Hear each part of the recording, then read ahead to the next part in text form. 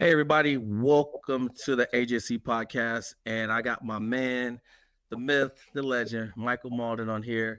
Michael, welcome to the podcast, brother. Yes, sir. Glad to be on here, man. Grateful. For sure.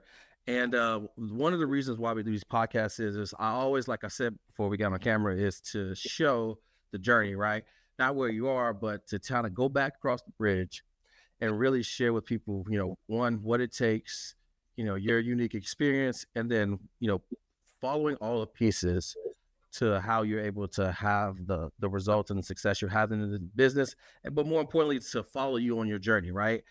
And so today I requested to have you on because I wanted to learn a little bit myself personally, as well as align with you because I wanted to highlight you specifically for one word and one word only, which is character. High character person, high quality, doing things with integrity.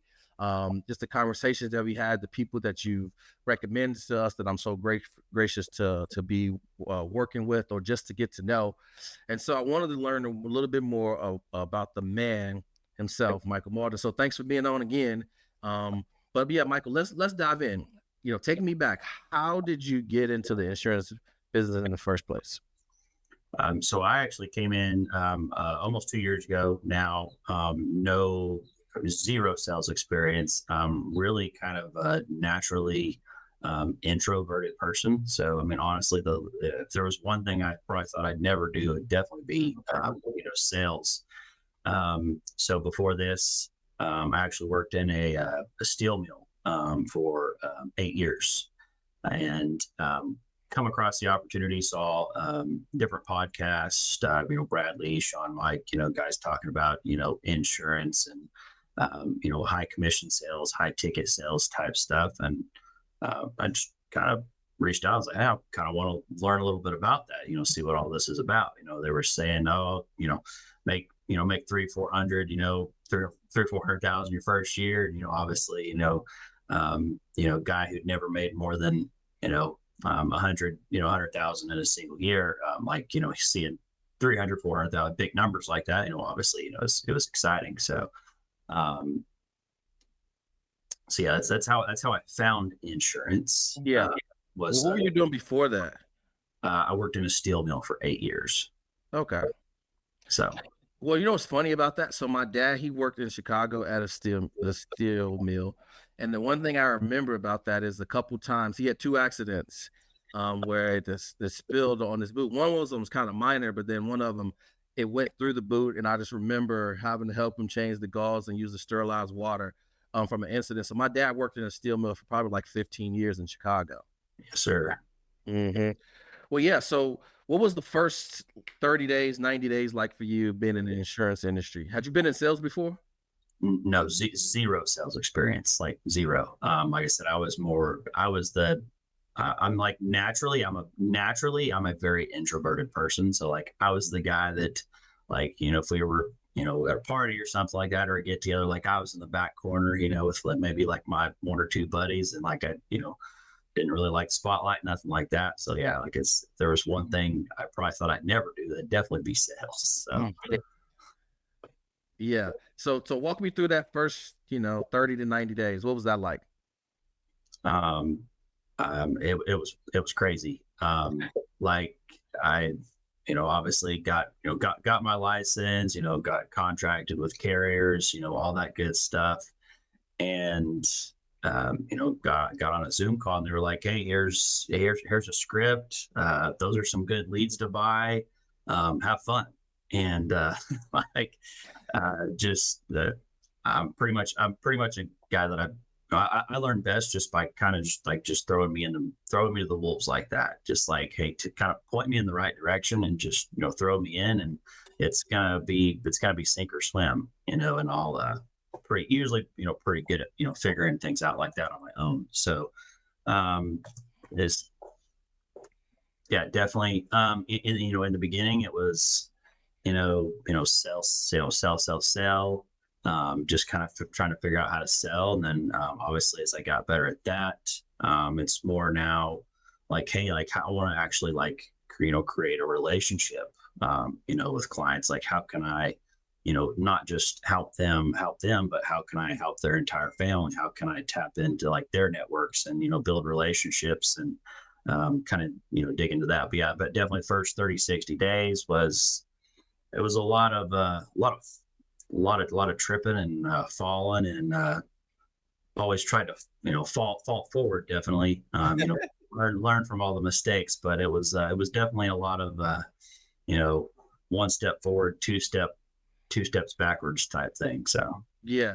And I find that, like, well, with anything, when you're trying to do something, like, that's just the part of the process, right? And it's like that keeps a lot of people from just jumping in, diving headfirst into entrepreneurship, is because when you first start anything, you're met with this certain level of resistance that you kind of got to stick to it long enough in order to see the results. And sometimes you just kind of got to outlast that. And what happens is that inertia just turns into momentum. And one of the things that my favorite thing about entrepreneurship is you do feel like that you're taking one step forward, which is so rewarding. Then those two steps backwards is like, so frustrating. But I just knew it would work. So I had this delusion. I was like, man, I just got to stick with this long enough. If these guys can make this amount of money, the only thing I got to do is this, and this is what's working. I tried to just stick with that. And I knew eventually that was possible. And I took that into entrepreneurship, which was super cool. So at what point did it finally click where you felt like you were taking one step forward and two step backwards? When did you finally start to gain some momentum and you're like, okay, I'm about to make a bunch of money in this business? That was really when I I like to read a lot. So learned a lot from it's like Tim Grover, guys like that. And they all say the same thing, like, hey, go find the best and copy them. Like there's no reason to like reinvent the wheel or anything. Just go find the best and copy them. So I literally just started just researching on my own, like, man, who sells a ton of insurance? Like how do they do it? Who are they talking to? What are the things they say? What are things they practice? And then as I started to, model, all these top guys like this, the Steve Giordano, Hayden and Nina Hill, like all the top producers, and not just from like FFL, from different agencies, and kind of started to, mold my own, my own process, from each of them. Right. And I love that point too. And success leaves clues. And Tony Robbins said, if you want to have success, find somebody that's where you are, doing what you want to do, and just model them. Again, I feel like a lot of times we just want to have this new idea. We want to create this new thing. But again, trying to build something or make something that isn't proven yet, you're just creating even more failure, right? Because you're going to have to fail in order to have success. But again, if you want to have success, the first thing you need to do is find somebody that's already doing what you want to do. They've already got it to work. They've already figured it out. They've already went through the school of hard knocks, and copy that. And then once you can start to produce some of those results that are similar, then that's when you can put your own spin on it. Yeah. Yes, absolutely. And I kind of looked at it as like, if he's doing it, why can't I do it? Like, why not me? And so I kind of had that mentality of like, I'm not going to quit until I do figure it out. So yeah, for sure. Awesome, man. Well, how did you come across me in the first place in AJC? So I came across AJC. Most of my insurance career was like in like mortgage protection. But did really well with that. Liked it. And then kind of saw, like, I started learning about IULs, things like that. And I was like, man, I could, look at an IUL illustration, learning more about them, reading about them, like, holy cow, I can, like, people need that. Like, everybody needs one of these. Like, I could definitely sell this. And then started to see that, a lot of people were. And I actually came across it from Omari's social media. That's actually how I kept seeing all these guys posting, and it would say AJC, and I'm like, what the heck is AJC? Like, who's AJC lead? What the heck is that? I've never heard AJC. What is this AJC thing? So I kept seeing it everywhere.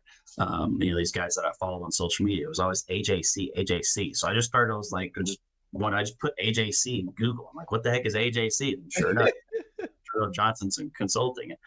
I was like, well, I mean, if these guys are killing it, like again, why not me? So Right. scheduled a call, and I was like, I got to see what's going on here. So like all Yeah. these guys are just killing it with AJC, and like there's got to be something to it. So Right, for sure. And so how long have you been inside on the AJC lead program it was using the funnel? it was like the second or third week of January. Okay, perfect. So we're going on at least over 90 days. What's your experience been like, right? Because you see all the hype, right? And then people see things online and, you know, generally people are naturally skeptic. If somebody's talking about how good a movie is before they go see it, then generally, in the back of their mind, like, is it really that good? Or they're kind of like, oh, it's probably not even going to be that good. So, there was a bunch of hype in January and February for sure. What's kind of been your experience? Did it live up to the hype? What's it been like working with us and our team and the leads and everything in this last 90 days for you? I have zero complaints. I love it. Jack's great. He's texted me at like 10, 11 o'clock at night before. I'm like, Jack, what are you doing? Go to bed. And he's like changing this or changing that. I'm like, holy cow, dude. So like definitely almost a 24/7 365 type service. Like Jack's a little too available sometimes, but yeah, it's been great, and kind of having like your own funnel, so you kind of get to have your own like lookalike audience, stuff like that. So you're not just like not just swiping the card and paying for X amount of leads, 30, 40, 50 leads. Like you're actually slowly building up that lookalike audience, people that you can connect with, and which just makes the sales process easier and more fun. And yeah, like the big numbers are great. Like people having these massive leaderboards and issue pay reports and all that stuff. But like I always like to ask, like, what are you actually like keeping? Like the big leaderboards. Like I always like to say, like, leaderboards lie, all that stuff lies. Like that stuff's cool and all for like the hype, but like what are you actually keeping? It's not what you sell. It's what you keep. So like. Right. I don't really chase leaderboards. Like, yeah, sure, man. It's cool to have your name out there, things like that. Get put at the top of the board, but like, how much are you actually, keeping? So, and with these, it's definitely, especially the past month, I'm thinking like my funnels got way more seasoned, and definitely come in contact with a lot more like higher net worth clientele, and where it's there's quality, like educated conversations, which is like something to appreciate, where like I can pick up the phone and contact someone that like I can literally have a real quality conversation with. And like a lot of times, which is kind of crazy, a lot of times these people, they don't it's not the first time they're hearing about an IUL. Like almost every single time, it's like, yeah, I've been researching this for a long time. And then, obviously asking questions like, okay, what's kind of holding you back? What's been holding you back from putting something in place already? So like really, really quality conversations, which is cool. Honestly, I don't even get to all the leads. I usually end up giving a decent amount away because I just can't get to them all. Yeah. Because I have so many quality conversations. So. Right. Exactly. So I know people always want to know what's the numbers, but what's the impact that's having on you, mentally every single day, showing up to the business as opposed to having to chase leads, right? Get hung up on, get cursed out. Like what kind of impact is having an efficient marketing funnel, a true system in place that's bringing people to you that are interested, open to having a conversation, and educated, right? As opposed to the former, which is you're getting name, email, phone number. They don't really know, or they saying they didn't fill something out, which we still get some of that, and then they don't know anything, and you got to kind of convince them at every stage. What kind of impact is that having on you on a day-to-day basis? I definitely way less stress and way less banging your head against the wall. it's pretty much it's really just a numbers game at this point. It's like, man, I know if I, you know, I know if I make this many, outbound calls, to this, this list of people that, requested more information. Like if I know if I make this many outbound calls, I'm gonna have this many conversations, and like that many conversations is going to lead to, X amount of policies on the books, and, X amount of, families helped. So, Yeah, and for sure. then from there, I've just tried to implement my own system on the back end, to, try to tap into people's, networks, and, get referrals, and, things like that. So, Yeah, for sure. Well, again, man, thanks for sharing that. I only got two questions before we wrap up. I guess, there'll be, I think it was 130,000 agents watching this. So this would be great to be able to share so that people are like, man, I want to follow Malden, and we'll let them know where they can find you if they want to follow you in your journey, if they even want to help you to build where you're building. But I'm curious, right, for those people that are like seeing some stuff online and like, oh, this seems too good to be true, and they're kind of on the fence and like taking a look at something or even trying something out like this, right? Some people may be skeptical, and you may have been before too. But man, this just sounds too good to be true. What would you say to somebody that's probably on the fence and looking at trying out something like this? Because this isn't a lead pack; it's a funnel, right? So, what would you say to somebody like that? just like jump in, take that chance. A lot of guys are like, when they see it, they're like, well, I can't, like, people that have only done maybe, they've just bought, like you said, lead packs. They've bought a $500 lead pack each week, or $800 lead pack each week. And they're kind of like scared to like take that jump. And it is a big jump, but it's with this like system. It really only takes a couple, a couple families helped, and like you've 3 or 4 or 5x, what you invested into this funnel.